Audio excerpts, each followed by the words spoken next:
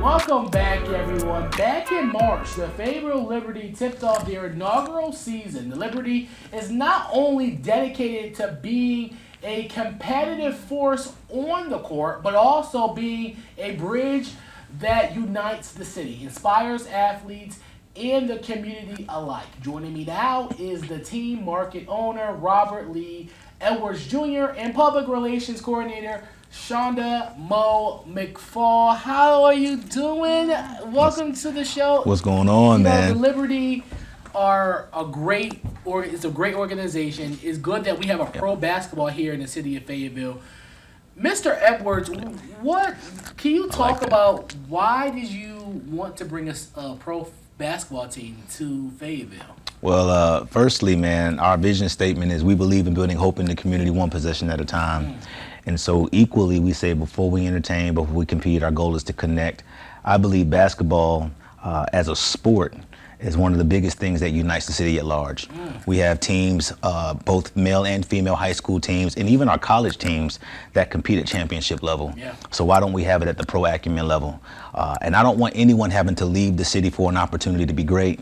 And so we feed right into the TBL. The feeder program gets us either into the NBA G League or overseas CBA basketball. And man, I'm intentional about the fact that you don't have to leave Fayetteville to be great. So why not a better city than Fayetteville, North Carolina? Now, Mo, how has the Fayetteville Liberty impacted the community as a whole? How has it impacted, having a pro basketball team in the city? How has it impacted the community?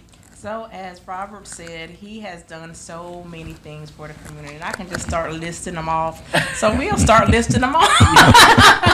So the Liberty has given back. They've done scholarships. They've done camps. They've done a basketball game. So let me tell you about the first night, if I may. Come on. Talk about it. The first night we tipped off March 6th. The stadium was packed. The arena was packed, but you know what I'm saying? Yeah. There were so many people out. We were dancing. We were having fun. It was just a good night of fun. And with that, we saw our friends. We saw our family. Like I said, we danced. And we won. So most importantly, we won. Yeah, it's been a fun time. We built culture and giving back first. So we bought the team in 2024. And we used all of 2025 to scale our partnerships and our sponsors and even people to build trust within our city alike. I think that was the first thing that we need to do, was establish integrity and establish trust. And one of the first things we did was partner with our local Chamber of Commerce and really build that economical development pipeline for our team. And it's allowed us to extend that integrity through our staff, through our players, and it allowed them to be able to focus on their skills, focus on our administrative work at large, and not have any back end levels of confusion. Man, it's been great. One of our first sponsors, I'd be remiss if I didn't mention, Mr. Jerome Scott, the insurance guy, saw fit to have faith in our program and what we do, and it really legitimized all the other organizations, and it galvanized all of the other organizations to say, I want to be a part of what they're doing, man. So it's been great. The Liberty, it has a very, I think, Fayetteville is a very patriotic, 100%. city. Yeah. Did that have an impact in the name Liberty? 100%. Okay. I'm prior military, retired, Chief Warrant Officer 2.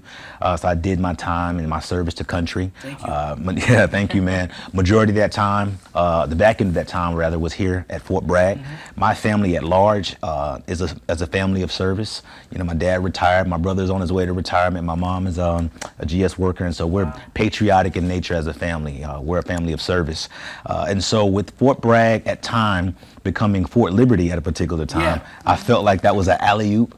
It gave Liberty legitimacy, and it was something that the city at large was familiar in saying. And so for me, I had aspirations of buying a team far before that, but I didn't know what to call it. All the names kind of felt off like as real cliche or not authentic.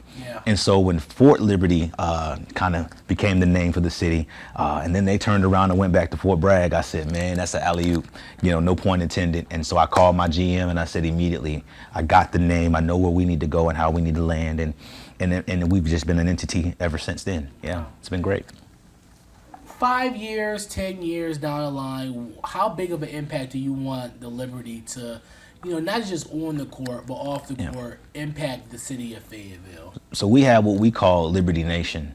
So when you walk into the doors, our goal is that even if you don't love basketball, you're galvanized by the hope and the culture that you feel within that arena.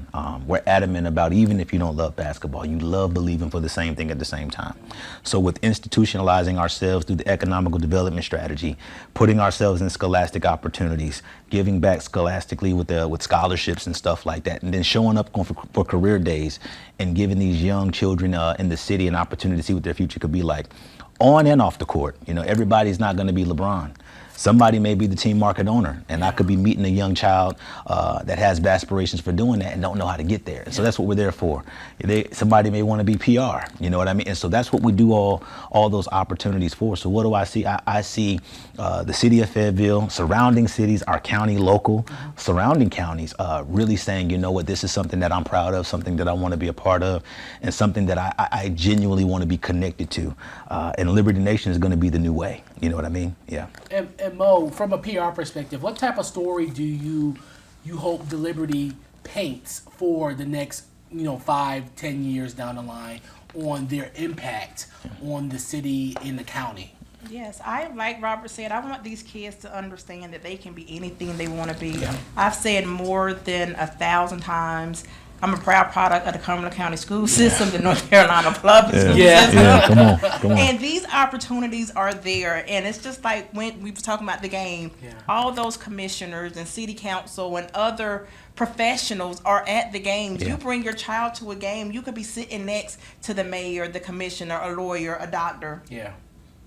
So that's what I would like to see, that our kids, because I have a 13-year-old, so I'm in the fight with the kids. I'm in the fight. God bless you. Yes, exactly. But letting these kids understand that, you see the things on TV, you see the things on the internet. Yeah. This is reality. Mm-hmm. You can make your reality as real as you want it to be if you put the work in. Like the Liberty has put the work in. They go to practice. They go to the games. They're traveling up and down the road just like we did in the military. So this is a thing, and you have to take it serious. Seriously. What's the moral of the story? I believe is always giving back, always supporting the city of Fayetteville, but also believing in yourself. Yes. Can you dig into that before we go? What the importance of I know being an owner, it takes a lot. Yeah, 100%. 100%. Yeah. What's your inspiration to people who want to be a business owner, especially in the sports industry, which is very competitive, especially for people that look like you and me, 100%. Look like us, right? What is your inspiration to people to know that I can do it too? Well, one of the first things I led off with when going into this endeavor is that you have to be willing to put seed in the ground. You got to let it die. You have to walk away and let God and then things provide increase. You know what I mean? And so I think when this was gifted to me, I did exactly that. And so I didn't get away from my why. I allowed my how to shift, because the how has to shift by virtue of influence, by virtue of mentorship, but the why never changed. And so as it pertains to anyone that wants to get into an endeavor like this or business at large, again, you want to establish your why, but then you want to put it in the ground. You want to pray over it. You want to let it die. And then allow people to give you information that makes you smarter about what it is that you're doing. Listen to your customer, and then more importantly, put people around you that are willing to speak life into you, not take life from you. I believe the ecosystem of life is going back to people that poured into you and poured back into them. Leaders die prematurely because you never go back to say thank you. And so I've been extra intentional about spending time with people that said something positive about the Liberty.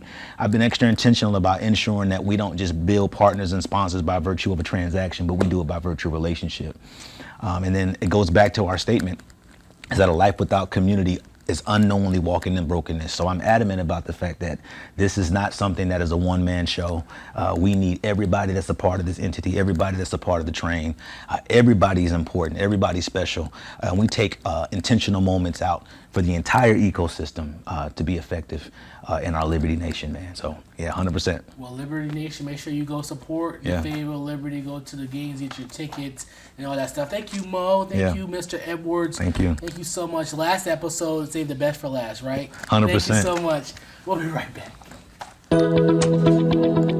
Hey, you, do you want more What's Hot content? Then be sure to hit that subscribe button. We promise you a great time.